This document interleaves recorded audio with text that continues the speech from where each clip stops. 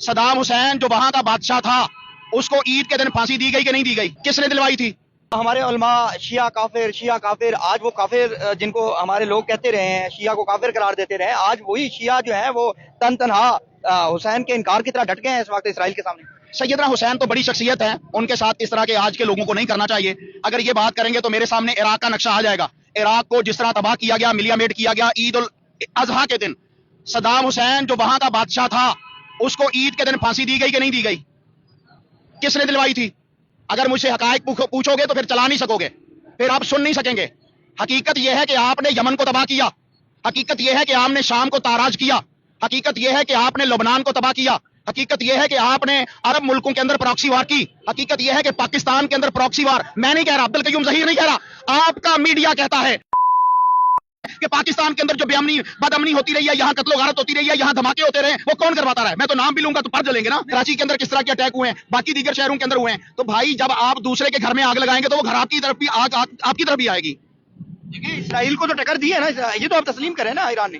اسرائیل کو ٹکر یہ دی ہے کہ آپ نے حماس کے سربراہ کو اپنے گھر بلا کر نا مروا دیا ہے۔ کیا کیا تھا اس کے بعد آپ نے اسرائیل کا؟ اسی طرح آپ نے فلسطین کے حماس کے سربراہ کو ایران میں بلایا، تہران میں اس کو مروا دیا۔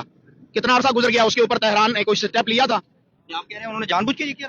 بھائی میں کہتا ہوں میرے گھر میں اگر کوئی بندہ آتا ہے اور میرے گھر میں جو ہے وہ قتل ہو جاتا ہے تو کیا میں اس کے بری ذمہ ہو سکتا ہوں؟ میں تو الزام لگا رہا ہوں نا، اور یہ الزام نہیں ہے، یہ حقیقت ہے کہ حماس کے سربراہ کو آپ نے مروایا۔ آج انہی لوگوں نے جو آپ کے اوپر ٹرسٹ کرتے تھے انہوں نے آپ کو مار دیا۔ جب علی خامنائی جو ہے وہ قتل ہوتا ہے بم دھماکے اور یہ میزائلز کے صورت میں، تو 5 منٹ کے اندر اندر نیتن یاہو کو ایران سے کس نے تصویر بھیجی؟ نیتن یاہو کو۔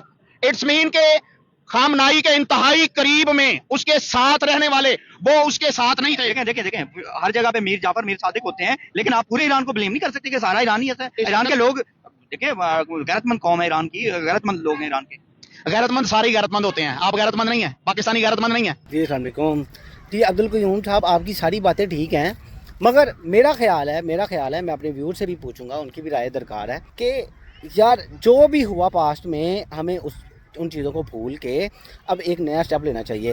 اگر وہ کہتے ہیں نا کہ دشمن کا دشمن دوست ہوتا ہے، ٹھیک ہے، وہ تو پھر بھی آپ کے مسلمان بھائی ہیں، تو میں اپنے ویور سے بھی جاننا چاہوں گا کہ کیا میں نے یہ بات صحیح ہے کہ اب ہمیں سارا کچھ بھلا کے ہم مسلمانوں کو ایک ہو جانا چاہیے یہودی اور عیسائیوں کے خلاف۔ تو میرا خیال ہے بہت سارے میرے ویورز بھی اور عام اصول کے طور پہ بھی یہی بنتا ہے کہ ہمیں ایک ہو جانا چاہیے یہود و نصارہ کے خلاف۔ آپ اپنی رائے ضرور دیجیے گا کمنٹ میں، یہ ویڈیو بھی دیکھیے گا۔